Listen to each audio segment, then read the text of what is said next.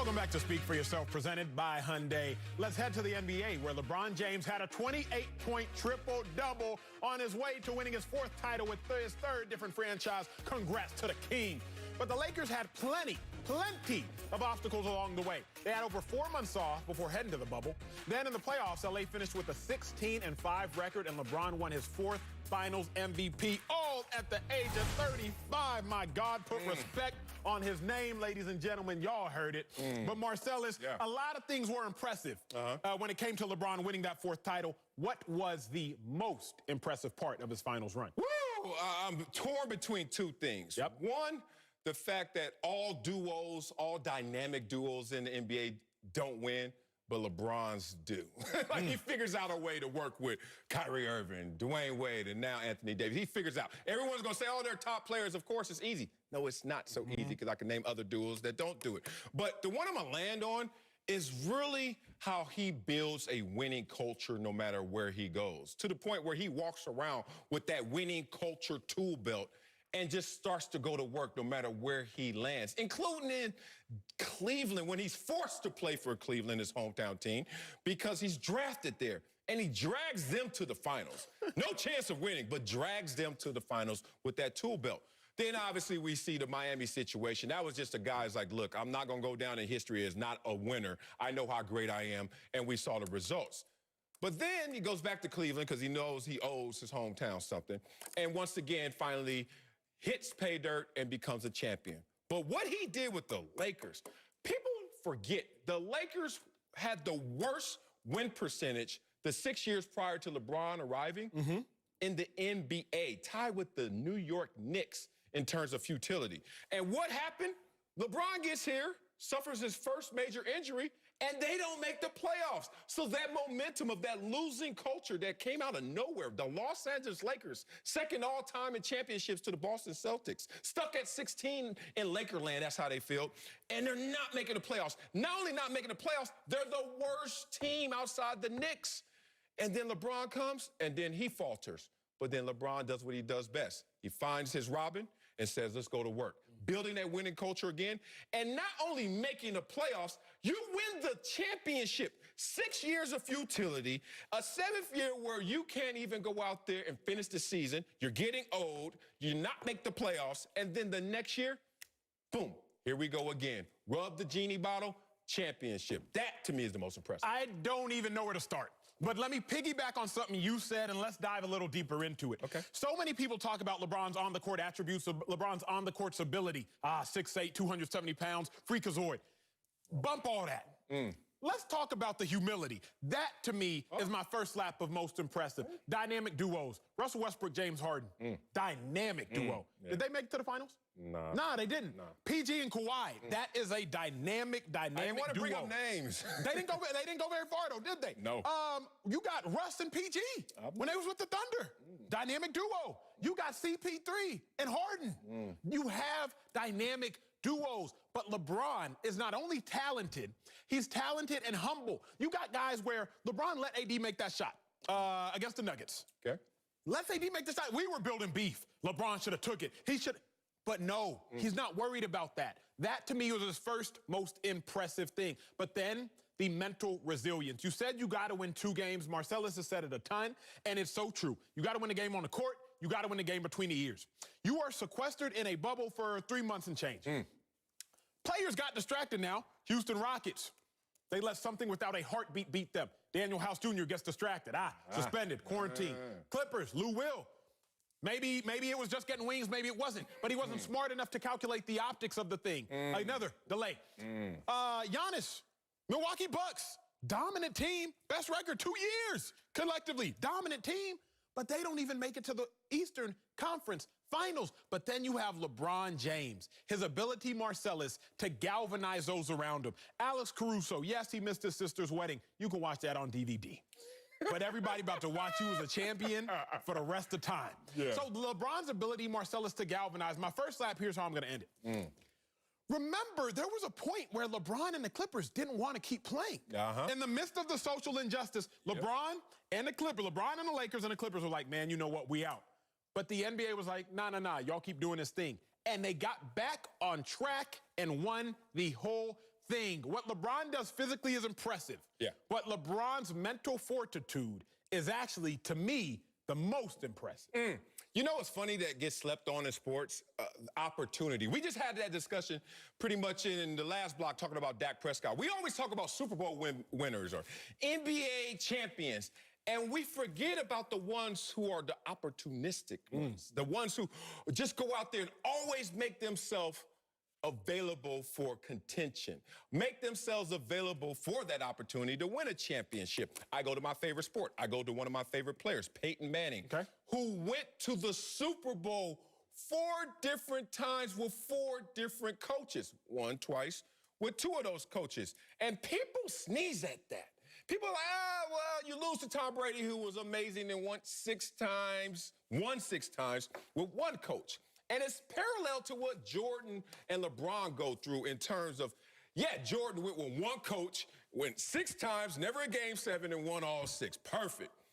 But then there's a Peyton Manning sort in the NBA when it comes to LeBron James, who's the guy's like, give me any coach. Frank Vogel, respect, hell no. Frank Vogel is now an NBA championship his first coach. year. In his first year coach. Why?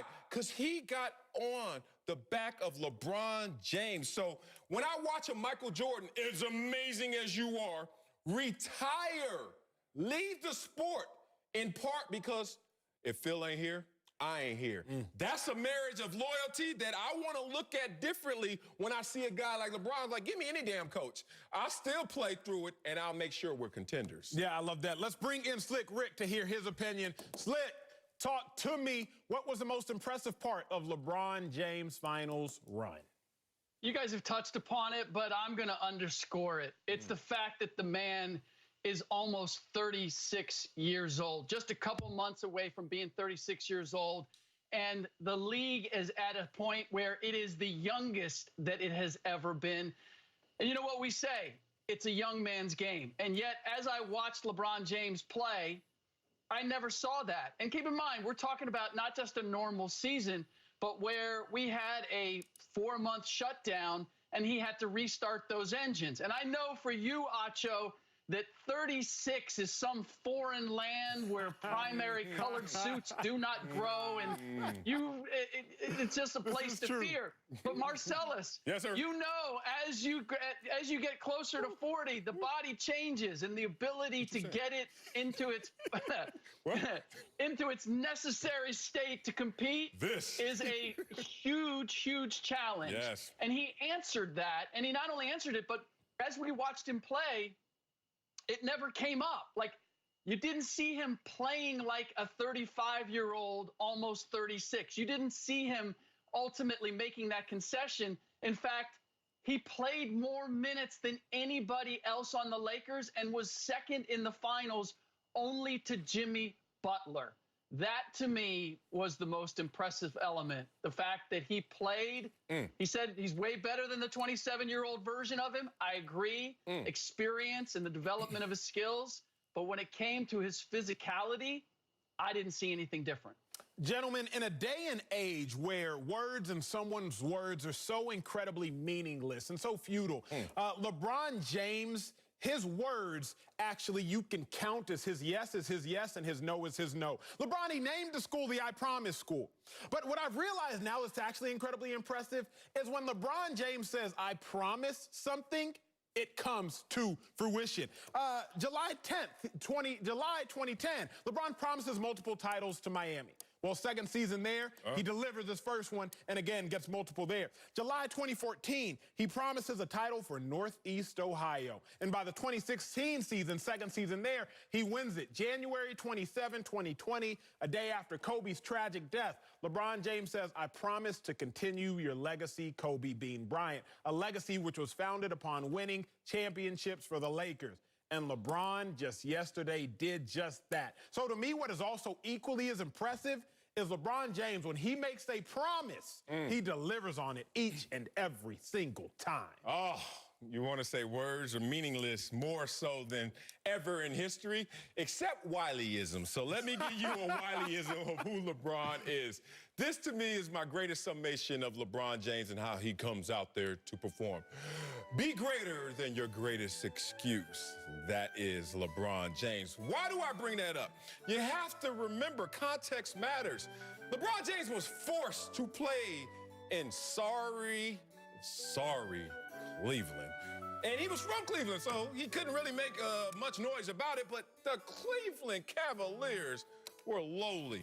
And LeBron made no excuses and tried to get a championship there. Let's go and fast forward to Lakerland and remove me from my arc. Let's fast forward to Lakerland. And there's 6 years of futility, I'd say it, tied with the worst record with the New York Knicks the 6 years prior to LeBron's arrival.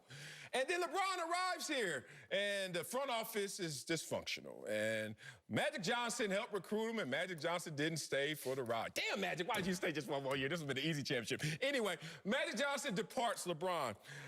The Lakers, as much as you knew how great they were as a franchise, were the old prom queen, like living off of past glory and past beauty. They were not a good franchise from top to bottom, including the results on the court. And LeBron James, once again, embodied what I think is his greatest attribute, that he's going to be greater than his greatest excuse. Yeah, the other element there is that all those years of futility left them with a roster, let's be honest, that wasn't very good. They had to give away all of their young parts, all of their assets in order to get Anthony Davis. And yes, Anthony Davis was tremendous, but we know this about championship teams. It's about your depth and your versatility. Yeah. Rajon Rondo stepped up, Kentavious Caldwell-Pope, Alex Caruso, any number of guys. But it was and this is the comparison I'll make. We often said this about Michael Jordan. Like, he'll take the pieces around them, and they'll be better with him than they would be with anybody else. We saw that. Let's not forget what this team was projected to be at the end of the year, because they basically had to pick up spare parts to fill out the roster. They were expected to be the 4th or the 5th seed in the Western Conference. LeBron James turned all of those disparate pieces and personalities, he turned it into a champion. And that, to me, along with doing it at the age that he did, is the most impressive aspect of this. Well, you know what they say in sports, the best ability is availability. And LeBron not missing a playoff game and not missing meaningful minutes when you had guys like Russ, Dame, Luka, and Porzingis all in this playoffs missed time. Another thing that just tells you LeBron is the king.